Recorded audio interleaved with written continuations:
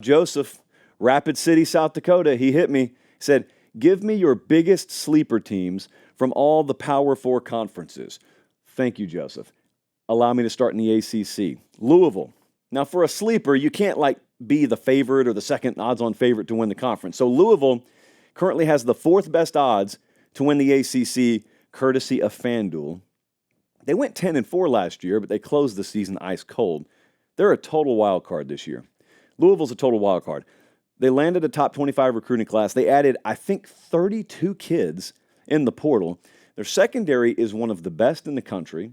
They've got Tyler Shuck in there, who's been at a few places at quarterback over the span of his career. Louisville has got a shot to yet again be in the conversation at the end of the year, and they have a date at Clemson on the 2nd of November. Now, here's the bad part for them. They've got Miami at home the 19th of October. A couple of weeks later, they go to Clemson.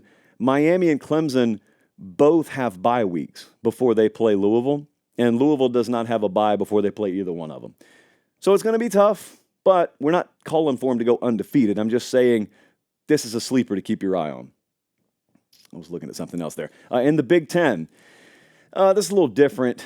I'm taking Penn State. Penn State they're tied for the third best odds to win the conference at FanDuel, but there are some places where they have the fourth best odds. And so we don't acknowledge that those places exist, certainly, but it does exist. This is all dependent on what Andy Koldenicki does. That's the offensive coordinator there now who came in from Kansas, who specializes in explosivity, passing, running the ball, big chunk plays, which was the absolute last thing Penn State was known for last year and has been known for over the last few years.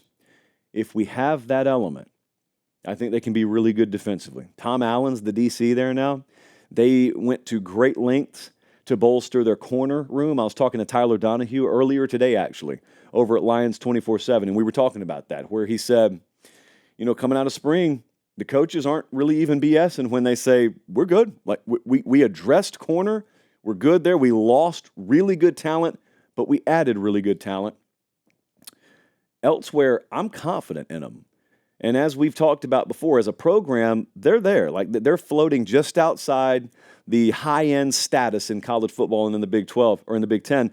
But if the addition there of Andy Koldenicki is the spark, then they could win the Big 10. It's as simple as that. And also, I think a really, really good way to look at them is when I work out sometimes, as I said to Tyler Donahue today, I wear these shirts from this company that doesn't sponsor the show, so they won't get named. They got this drawstrings, and they got the hoodie hanging off of them, but they're short sleeve. Feel really good. Love the fabric.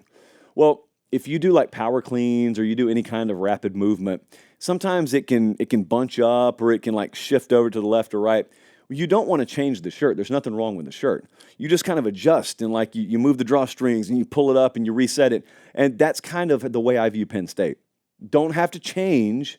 Let's just adjust. Let's just make minor alterations here and there because eventually it's going to click. It's going to be the right combination of adjustments. Maybe these coordinator moves combined with Drew Aller having another year with a guy who will do everything he can to help them move the ball down the field. Maybe that's it. So maybe that makes them a sleeper in the Big 10. In the Big 12, talked about this team the other night. Arizona, currently the fourth best odds to win the Big 12. Brent Brennan. If you want to win the trivia contest at work, Brent Brennan is the new head coach there. He and his guys came over by way of San Jose State. Jed Fish went all the way up to Washington. But Noah Fafita did not. That quarterback that's on the Heisman boards, in terms of odds, he did not. He's still there. Their win total 7.5, but the highest in the Big 12 is 9.5.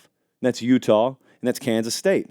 So this is, in the words of Dan Hawkins, this is the Big 12. It's the Big 12. Anything can happen. This wouldn't even be a shock. Frankly, I could have gone Iowa State here, but I already talked about them earlier tonight.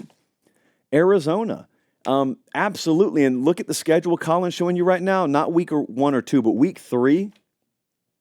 They go to Kansas State. That's a Friday night game, standalone game. That one's going to be the one that introduces the world of college football to whatever Arizona is going to be this year. Then they get a bye week. Then they go to Utah. So their two toughest games are right there back-to-back in week 3 and week 5. If they split them, that's great. If they were to win both of those games, that's when you start saying, whoa, let's look at the rest of the schedule. Brigham Young, Colorado, West Virginia, UCF, Houston, TCU, Arizona State. All of a sudden, people start thinking really big with Arizona.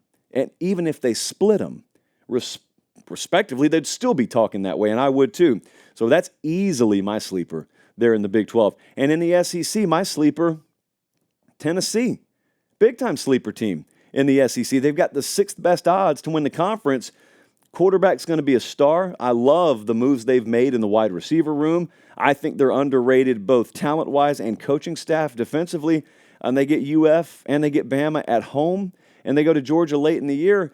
And at that point, you may be in a situation where they don't ever say it, but they could get themselves in a situation if they play good ball early, and I hate the sentence that's about to come out of my mouth, but they could be in a situation where they can afford to lose later in the year and still be right in the thick of the playoff race.